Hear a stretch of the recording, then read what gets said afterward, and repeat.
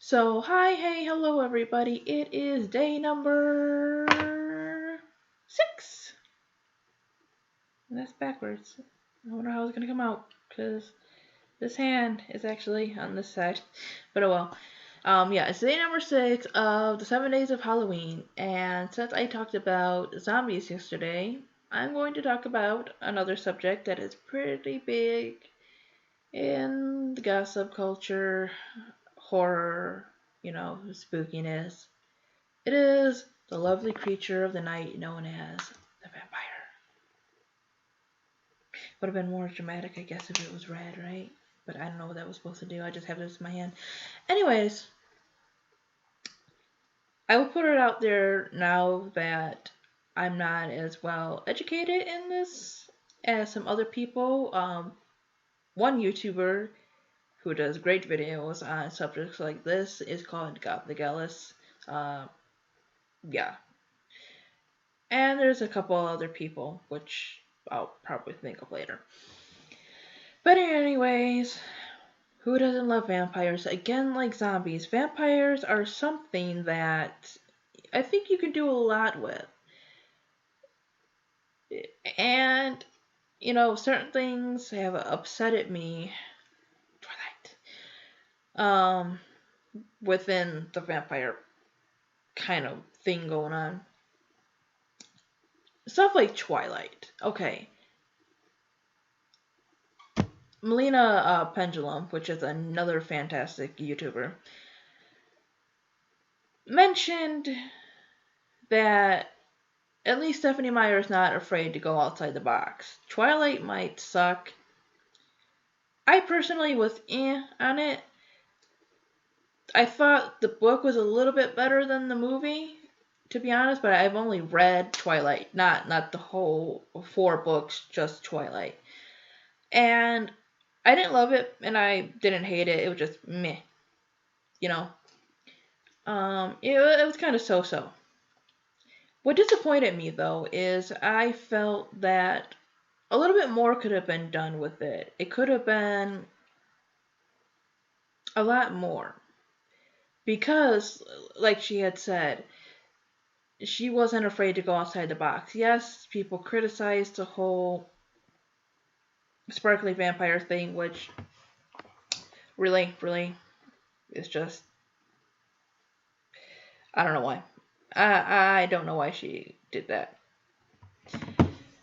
Now, the whole thing with Edward being very sensitive and moral, you really can't put that on her because her her vampires in Twilight are not the first ones to do that, but I think it kind of took that stereotypical, and I say stereotypical uh, for certain reasons, emo teen kind of, you know, it swayed that way. See, even though I've only read two and a half of the Vampire Chronicles by Anne Rice, everybody knows Anne Rice is the vampire queen. It only takes reading Interview with the Vampire to figure that out. I haven't read everything in vampire literature, obviously, because, like I said, I've only read two and a half of the Vampire Chronicles. But it's safe to say, even if she didn't technically start all of it, because, like I said, I haven't read and matched up dates with everything, even if she might not have started everything, Anne Rice definitely brought a lot of it to the light. The whole idea of vampires and their moral conscience and, the worrying about their souls, vampires with personality. Um, Anne Rice was good about mixing traditional things with kind of stopping vampire stereotypes, I guess, in a way, such as I remember, if I remember right from the book and movie, the way, um, I'm sorry if you haven't read this or watched it, so spoiler coming, but I'm assuming most people have now. Um, the little girl, Claudia, from what I remember, it does die from the sunlight. However, Louis can look at crucifixes. And I noticed that, not the dying by fire part, but watching True Blood, I noticed that they can look at crosses and other stuff too. And, they have personality, although unlike the Vampire Chronicles, at least from what I've read, the vampires in True Blood are obviously a little bit more out in the open. So, if you want to start with good vampire literature or movies, I definitely recommend Interview with the Vampire and the movie. The Queen of the Damned, um, I don't remember the movie very much because I don't know, was I in high school or something when it came out? I just didn't have too much of an interest in watching the movie back then. And I wasn't reading Anne Rice at the time either. I didn't start that until I was like maybe 17. So I don't remember too much about the movie, but what I do slightly remember is that it doesn't quite match up to the book. And I know a lot of people hated that movie. I did hear that they are remaking the Vampire Chronicles. If they remake it from the first one, I hope they do well because um, the first movie is one of the few book to movie adaptations that I really do enjoy. I think it didn't go too far from the book for me to hate it. So that's good in my book. But yeah, she definitely got the whole vampires with personality thing going. And I really think that kind of added to their darkness in a way because they just have this good and evil battle going on inside. They were people once. People like Louis and them. And now they can't do certain things anymore. They're basically have been turned into monsters. And, he's got to kind of deal with doing things to survive. Um, so yeah, you definitely can see where other people like Stephanie Meyer got some of their ideas from, or maybe she didn't. I don't know, but it's kind of impossible to not look to somebody like Anne Rice when you're writing a vampire story. Uh, Moving on from those two, um, there's of course many, many adaptations of Dracula. And of course, many parodies and this and that. What's scary is Dracula was based on an actual person, which was, well, actually, it's based on a few people, I think, but one of the main ones was Vlad the Impaler, who was one of the sickest people in all of history.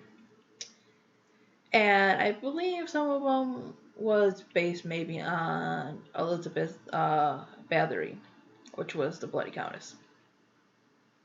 And there have been many variations of Dracula. Um, there's also a lot of cartoon adaptations, which is kind of weird. Again,